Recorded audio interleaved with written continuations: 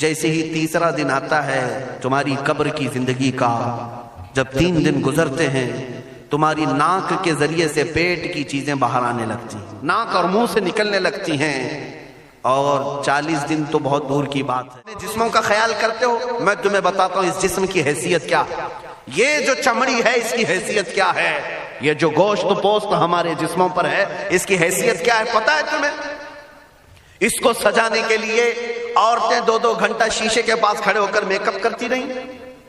اب عورتوں کی طرف سے یہ میک اپ، لالی پاؤڈر اور کنگھیاں بالوں کو سجاتے رہے، اور تم اپنی باڈی کو بناتے رہے جیم میں جا جا کر کے۔ اب اس جسم کی حیثیت سنو، جس دن روح نکلی تمہارے جسم سے اور جب جنازہ لے جایا گیا، قبر میں تمہارے سب سے عزیز لوگ رکھ کر کے آتے ہیں، تختیاں قبر کی بند کر کے آتے ہیں، اتنی چھوٹی قبر کہ کروٹ لینے کی بھی جگہ نہیں ہوتی، ہاتھ پھیلانے کی بھی جگہ نہیں ہوتی۔ آج اپنے پلنگ پر سو کر کے دیکھو، کسی کا ہاتھ ٹچ ہو رہا ہے تو نیند نہیں آتی، لیکن قبر میں اتنی تاریک جگہ پر، چھوٹی سی جگہ پر، تنگ جگہ پر چھوڑ دیا جاتا ہے کہ مردہ کروٹ بھی نہیں لے پاتا، پھر پلس اس کو اوپر سے نیچے سے پیٹ سے باندھ کر کے رکھ دیا جاتا ہے۔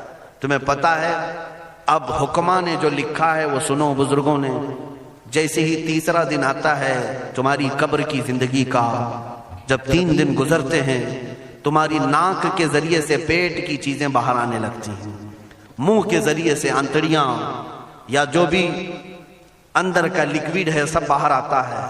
5ویں دن کان کے اندر سے بھیجا نکلنے لگ جاتا ہے، یہ جو بھیجا سر کے اندر ہے وہ ختم ہو کر کے سڑ کر کے پیپ کی شکل میں کانوں سے باہر آنے لگ جاتا ہے، ناک اور منہ سے پیٹ کی چیزیں، کلیجہ خون بن جاتا ہے، دیگر چیزیں سب کان اور ناک اور منہ سے نکلنے لگتی ہیں، اور 40 دن تو بہت دور کی بات ہے، 8ویں دن اس کا پیٹ پھٹ جاتا ہے، پیٹ پھولتے پھولتے پھٹ جاتا ہے، اور جیسی پیٹ پھٹتا ہے قبر میں کیڑے پیدا کیے جاتے ہیں۔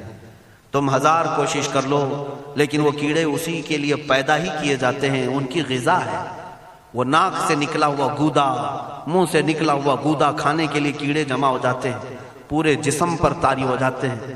پیٹ جب پھٹ جاتا ہے تو اتنی شدید تعفن والی بو آتی ہے کہ قبریں بند ہوتی ہیں، ورنہ کئی لوگ صرف بو سے بیمار ہو جاتے ہیں، کئی لوگ۔ اور یہی ہمارے جسم کی حیثیت ہے، یہی ہمارے جسم کی حقیقت ہے۔ اور چند دن گزر جاتے ہیں کہ اس کی آنکھوں کی پتلیاں لٹک کر کے باہر نکلتی ہیں، اس کی آنکھوں کی پتلیاں باہر آ جاتی ہیں اور گڑے پڑ جاتے ہیں۔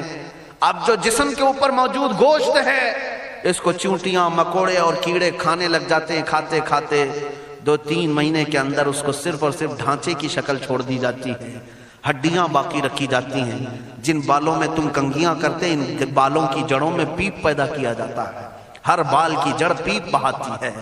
اور جن چہروں پر تم پاؤڈر لالی لگا کر کے اس کو سجایا کرتے آئینے میں کھڑے ہو کر، ان چہروں پر اللہ تبارک و تعالیٰ ایسی جھریاں پیدا کرتا ہے۔ یہ تو عام لوگوں کی بات، اور اگر گنہگار ہیں تو ان کے چہروں پر بچھو چھوڑ دیے جاتے ہیں، بچھو چھوڑ دیے جاتے ہیں۔ کئی لوگوں کی قبروں پر سانپ ان کی ناک کو ڈستے رہتے ہیں اور ان کا گودا پیتے رہتے ہیں۔ سانپوں کا عذاب، بچھوؤں کا عذاب، یا قبر کے عذاب کے ساتھ یہ جسم گلا دیا جاتا ہے، ہڈیوں کے سوا کچھ نہیں باقی رہتا۔ تم کیا سمجھتے ہو مرنے کے بعد احساس نہیں ہوگا؟ مرنے کے بعد ہر درد کا احساس دگنا کر دیا جائے گا۔ آج زندگی میں جتنا تمہیں چونٹی کاٹنے سے درد ہوتا ہے، مرنے کے بعد یہ درد 10 گنا زیادہ بڑھ جائے گا، تمہیں اور درد ہوگا، اور درد ہوگا۔ یہی جسم جو کیڑوں کی غذا بن گیا، کفن ختم ہو گیا، ہمارے جسم میں پیٹ کا گودا باہر آ گیا، آنکھوں سے کانوں سے ساری چیزیں لکوڈ ختم کر دی گئی، بھیجا کانوں سے بہ کر کے نکل آیا، بچا کیا ہمارے پاس؟ جس جسم کو ہم سجاتے رہے، سنوارتے رہے، اس پر ہزاروں پیسے بہاتے رہے، یہ جسم 40 دن کے اندر کیڑوں کی غذا بن گیا، سب ختم ہو گیا۔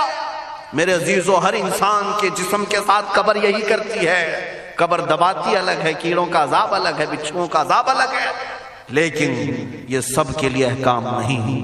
کچھ وہ بھی جنازے ہیں جب یہاں سے جاتے ہیں تو ہزاروں کی آنکھوں میں آنسو چھوڑ کر جاتے ہیں، ہزاروں کی دلوں کی دھڑکن بن کر کے جاتے ہیں۔ ان کے جنازے جب جاتے ہیں تو اللہ کے ملائکہ بھی، فرشتے بھی ان کے جنازے کو اٹھانے کے لیے زمین پر آتے ہیں۔ یہ کون لوگ ہیں؟ جو اپنے سینوں میں عشق مصطفیٰ کی شمع روشن کیے ہوئے تھے. جینا چاہتے تو مصطفیٰ کے لیے، مرنا چاہتے تو مصطفیٰ کے لیے. فاضل بریلوی نے کیا خوب کہا، لحد میں عشق رخ شہ کا داغ لے کے چلے، اندھیری رات سنی تھی چراغ لے کے چلے. جب قبر میں جاتا ہے ایک عاشق رسول، اسے رکھا جاتا ہے، کفن اس کا بھی ہے، جسم اس کا بھی ہے، لیکن فرشتوں سے بھی کہا جاتا ہے اسے آہستہ سے جگانا، محمد عربی کا غلام ہے، رسول پاک کا وفادار ہے. اور کیڑوں کا اس کے جسم کو کھانا تو دور کی بات، فرمایا گیا قیامت تک اس کے کفن کو بھی میلا ہونے نہیں دیا جاتا. نہ تمہاری آنکھ سے، نہ تمہارے ناک سے، نہ تمہارے چہرے سے کوئی گودا باہر آتا ہے، کچھ نہیں میرے عزیزو. جسم تر و تازہ سلامت رکھا جاتا ہے.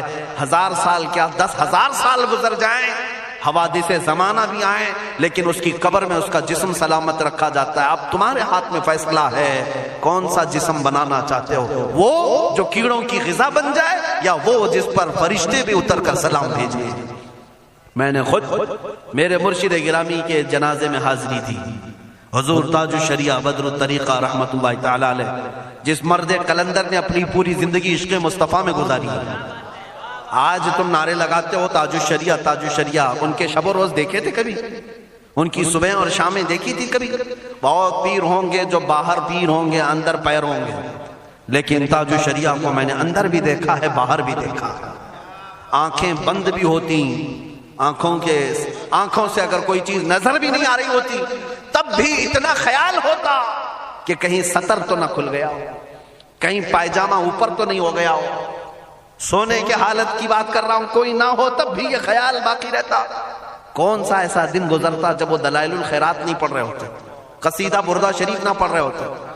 ہزاروں سفر کی مصروفیات کے باوجود حضور پاک کی محبت کے نغمات میں کوئی کمی نہیں آئی.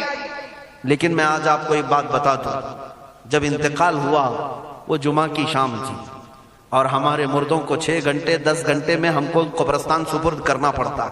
12 گھنٹے رکھ دیں تب بھی فریج منگوانا پڑ جاتا ہے، اس کے بعد قبرستان کے حوالے کر دیں.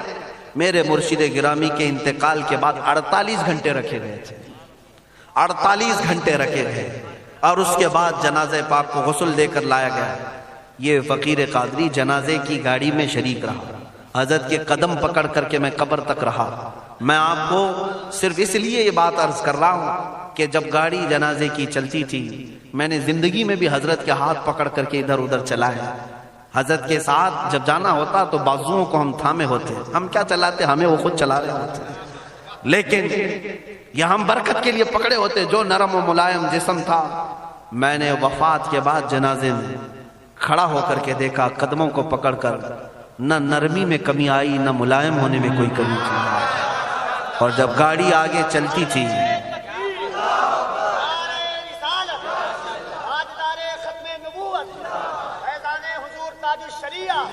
جب آپ گاڑی جنازہ جس پر رکھا ہوا تھا چلتی تھی، تو میرے عزیزوں زندگی میں جس طرح جسم نرم ملائم تھا، میں نے دیکھا کہ گاڑی جب اس کے دھڑکے ہوتے تھے ادھر ادھر، تو پیٹ مبارک اور سینے مبارک ویسے ہی ہلتا تھا جیسے کسی زندے کا ہلتا.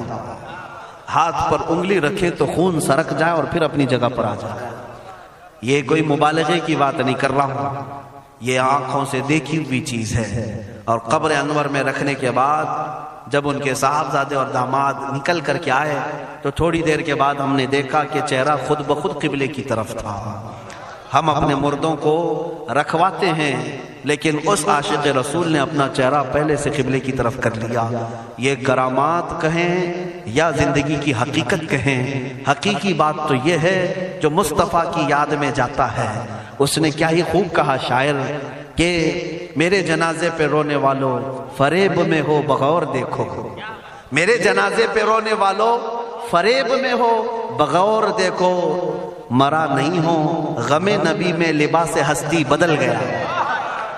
ہاں، مرا نہیں ہوں، غم نبی میں لباس ہستی بدل گیا ہوں. ان عاشقوں کا حال یہی ہوتا ہے کہ یہ مر بھی جاتے ہیں، انتقال کر بھی جاتے ہیں، تو بس لباس بدلتا ہے، لیکن زندگی پہلے سے اور بلند ہوتی ہے.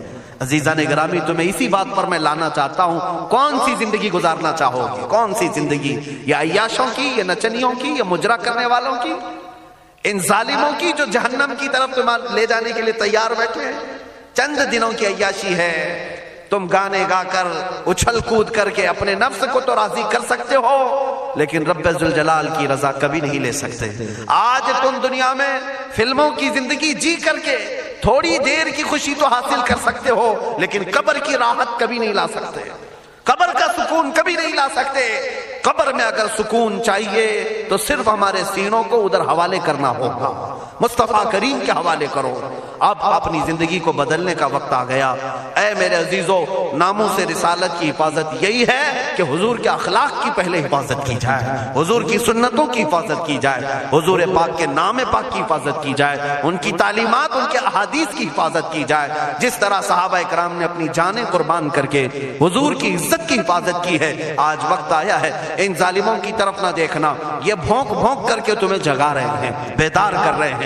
میں جواب دیتا رہوں گا انشاءاللہ، لیکن ساتھ میں ان حادثات کو اپنے لیے ایک الگ انداز سے دیکھتا ہوں۔ اگر کوئی کتا کوفے میں بیٹھ کر بھونکتا ہے اور میرے نبی پاک کی عظمت پر حملے کرتا ہے تو درد تو ہوتا ہے، لیکن ساتھ میں عقیدہ بھی تو ہمارا یہ ہے، رہے گا یوں ہی ان کا چرچا رہے گا، رہے گا یوں ہی ان کا چرچا رہے گا، پڑے خاک ہو جائیں جل جانے والے۔ یا رسول اللہ تو گھٹائے سے کسی کے نہ گھٹا ہے نہ گھٹے گا، جب بڑھائے تجھے اللہ تعالیٰ تیرا، مٹ گئے مٹتے ہیں مٹ جائیں گے آدھا تیرے، نہ مٹا ہے نہ مٹے گا کبھی چرچا تیرا۔ یہ کتے کتاب لکھ کر کے کہتے ہیں محمد عربی کا چرتر، ان کے اخلاق، ان کے کردار برے تھے، اور ایسی کوئی چیز نہیں ہے اسلام میں جس سے امپریس ہو کر اسلام قبول کیا جانا چاہیے۔ محمد صلی اللہ علیہ وسلم کے نام کو اسلام سے ہٹا دینا چاہیے۔ ان ظالموں کو میں جواب دینا چاہتا ہوں، اے مسلمانوں، یہ تمہیں جگانے کے لیے آ رہے ہیں، یہ تمہیں بیدار کرنا چاہ رہے ہیں۔ اب اٹھو اور یہ بتاؤ تم کہاں کہاں سے میرے نبی کو مٹاؤ گے، کہاں کہاں سے؟ ارے ہمارے گھروں میں بچوں کی ولادت بھی ہوتی ہے، کان میں اگر ہم اللہ کا نام لیتے ہیں تو ساتھ میں محمد کا بھی نام ہے۔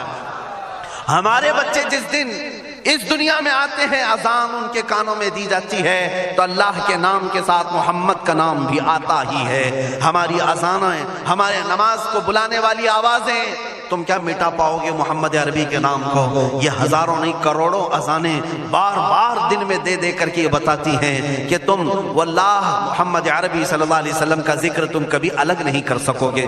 ذکر خدا جو ان سے جدا چاہو نجدی ہو، واللہ ذکر حق نہیں کنجی سقر کی ہے۔ حضور پاک کا نام کہاں سے ہٹاؤ گے؟ اذانوں سے ہٹاؤ گے، اقامت سے ہٹاؤ گے، نمازوں سے ہٹاؤ گے؟ بلکہ اقبال نے کیا ہی خوب کہا تھا، دشت میں دامن کوہسار میں میدان میں ہے۔ کہاں ہے یہ نام؟ دشت میں دامن کوہسار میں میدان میں محمد ہے، بحر میں موج کی آغوش میں طوفان میں محمد ہے، چین کے شہر مراکش کے بیابان میں محمد ہے، اور پوشیدہ ہر مسلمان کے ایمان میں محمد ہے۔ میں نے یہ تبدیل کر کے اسی لیے پڑھا ہے کہ ہر جگہ محمد ہے۔ رسول پاک صلی اللہ علیہ وسلم کو تم کہاں سے ہٹاؤ گے؟ ہمارے کروڑوں کی زندگیاں اس نام پاک پر قربان، اس نام پاک پر قربان۔ ان ظالموں کو یہ بات بتا دینا، اس نام پاک پر اللہ نے نقطہ تک نہیں رکھا ہے۔ محمد عربی صلی اللہ علیہ وسلم کے نام پاک پر نقطہ تک نہیں، عیب تو بہت دور کی بات ہے۔ اور مٹانے کی بات کرتے ہو، مٹانے کے لیے تم اس کا ایک لفظ تک نہیں مٹا پاؤ گے۔ محمد عربی اس عظیم ہستی کا نام ہے جس کی جڑیں تحت الثری میں ہیں، جس کی شاخیں اوج ثریا پر ہیں۔ حضور پاک صلی اللہ علیہ وسلم کو اللہ نے رفعنا لک ذکرک کہہ کر کے بلند فرما دیا ہے۔ کسی کے گھٹانے سے حضور کا نام کبھی نہیں گھٹے گا۔